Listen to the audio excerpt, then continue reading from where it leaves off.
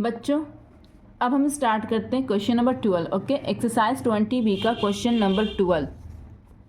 ठीक है, इसमें लिखा हुआ है a particular brand of talcum powder is available in 2 PACS. ठीक, टैल्कम पाउडर जो है वो 2 पैक्स में अवेलेबल है। अ plastic can with square base of side 5 centimetre of height 14 centimetre. ठीक है, तो वन टाइप का क्या है, वन टाइप का पैक्स क्या है कि एक ऐसा डब्बा है जिसका बेस जो हो वो स्क्वायर शेप का और वो ऊंचा होना चाहिए 14 सेंटीमीटर का। Okay, and another one is circular base. ठीक है, वैसा डब्बा, वैसा पैक जिसका बेस सर्कुलर हो और रेडियस 3.5 सेंटीमीटर एंड हाइट जो हो उसकी वो 12 सेंटीमीटर हो। ओके, तो पूछ रहे हैं इसमें कि which pack of can has greater capacity and कितना। ओके, तो चलो हम लोग बनाते हैं।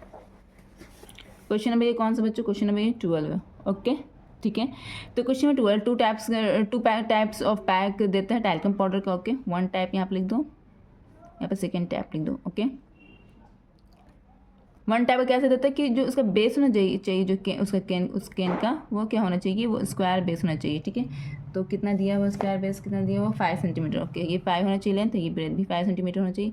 बस उस कैन की जो ऊंचाई होनी चाहिए, उस कैन की जो ऊंचाई होनी चाहिए वो क्या होनी चाहिए बच्चों, वो कितनी होनी चाहिए ऊंचाई, ऊंचाई होनी चाहिए 14 सेंटीमीटर।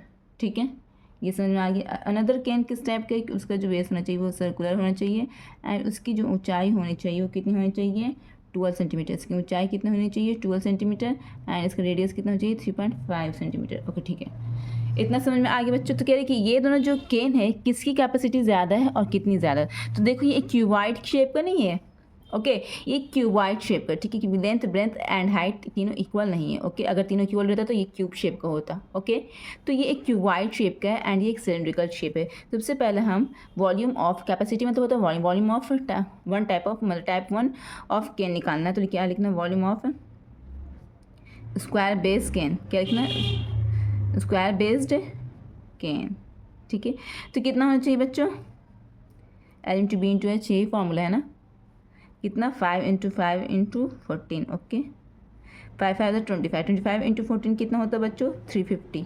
350 ये क्या हो जाएगा, यूनिट सेंटीमीटर में होगा। ठीक है, सेंटीमीटर क्यूब, बिकॉज सभी सेंटीमीटर में। समझ में आया।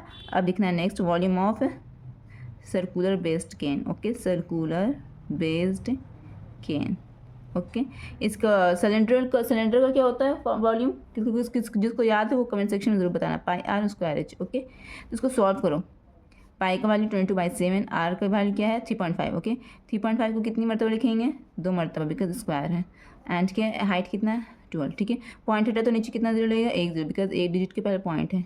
इधर पॉइंट हटा तो कितना जीरो लगेगा 1 0, बिकॉज 1 डिजिट के पहले पॉइंट है। ओके, इसको सॉल्व करो। 7 में 7 7 5 35 5 में 5 5 2 10। ओके, 2 2 2 हो गया। ओके बच्चों, ठीक है, इसी तरह से अब सॉल्व करो।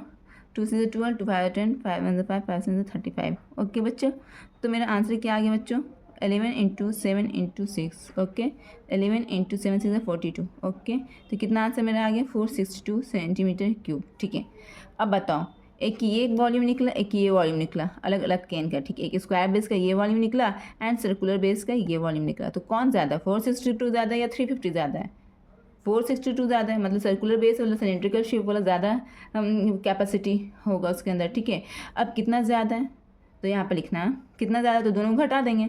सबसे पहले यहाँ पे लिखना capacity of circular based can is more by how much, by कितना, तो 462 माइनस 350 करो। 462 माइनस 350 कितना हो जाएगा बच्चों, 4 में से 3 गया, 6 में से 5 गया, 1 2 में 0 गया 0। ठीक है, तो कितना हो जाएगा बच्चों 112 सेंटीमीटर क्यूब। ठीक है, बाई कितना, बाई 112 सेंटीमीटर क्यूब लिखना। ठीक है, ये तुम्हारा आंसर हो गया, ये एक आंसर हुआ। एंड कितना ज़्यादा है, कौन ज़्यादा है, सर्कुलर बेस्ड ज़्यादा है, ये आंसर हो गया। ओके बच्चों, ठीक है, तो अब हम चलते हैं नेक्स्ट क्वेश्चन में। आई होप कि ये अच्छी तरह आपको समझ